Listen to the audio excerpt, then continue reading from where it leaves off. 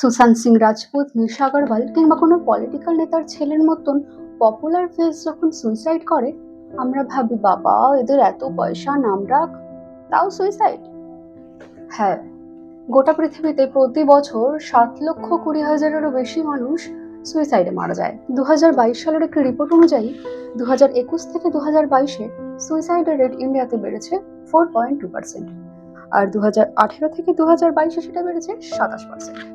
শুধুমাত্র 2022-এই 1,71,000 মানুষ আত্মঘাতী হন, এবং এখনো পর্যন্ত রিপোর্ট অনুযায়ী প্রতিদিন 160টি করে আত্মহত্যার ঘটনা অফিসিয়ালি শনাক্ত করা হয়। অফিসিয়ালি 160, এবং অরিজিনালি সংখ্যাটা আরো অনেক বেশি। সুইসাইডের পিছনে কিন্তু কখনোই একটি কারণ থাকে না। হিসেব অনুযায়ী 32.4% মানুষ ফ্যামিলি প্রবলেমসের কারণে, 17% মানুষ শারীরিক অসুস্থতার কারণে, 5.6% মানুষ নেশাগ্রস্ত হয়ে, এবং 5.5% মানুষ বিবাহ সম্পর্কিত কারণে আত্মঘাতী হন।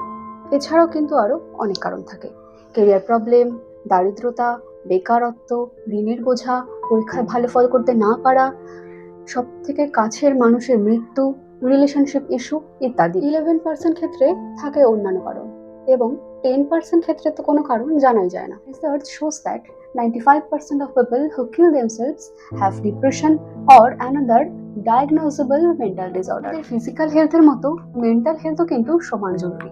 অ্যাংজাইটি, ডিপ্রেশন, ওভারথিঙ্কিং, প্যানিক অ্যাটাক, সাইকোসিসকে আমরা যতটা সোজা ভাবি, এগুলো কিন্তু এতটাও সোজা নয়। লেজের প্যাকেটে 2টা লেজ কম থাকলে বা খেতে গিয়ে আইসক্রিম গলে পড়ে গেলে যেটা হয়, সেটা মন খারাপ, ডিপ্রেশন নয়। মেন্টাল ব্রেকডাউনে থাকা মানুষ 1 বছর বা তার বেশি সময় ধরে আনঅবজার্ভ এন্ড আনট্রিটেড অবস্থায় থাকলে পরিস্থিতি আরো খারাপ হয়ে যায়, যার ফল সুইসাইড অ্যাটেম্প্ট এন্ড ডেথ।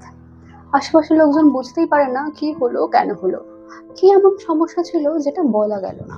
আরো যেগুলো না বললেই নয়, সেগুলো হচ্ছে ইন্ডিয়াতে স্টুডেন্ট সুইসাইডের রেট, ফার্মার সুইসাইডের রেট। শুধুমাত্র 2019-এই 10,281 জন কৃষক আত্মহত্যা করে।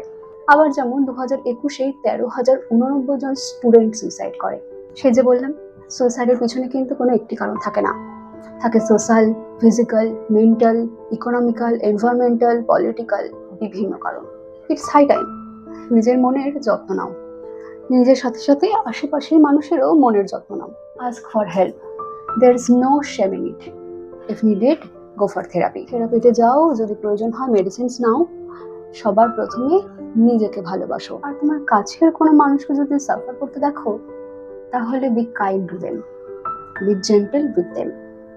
তাদের মনের ফিলিংস বোঝার চেষ্টা করো, তাদের সাথে কথা বলো। টক বিফোর ইটস টু লেট।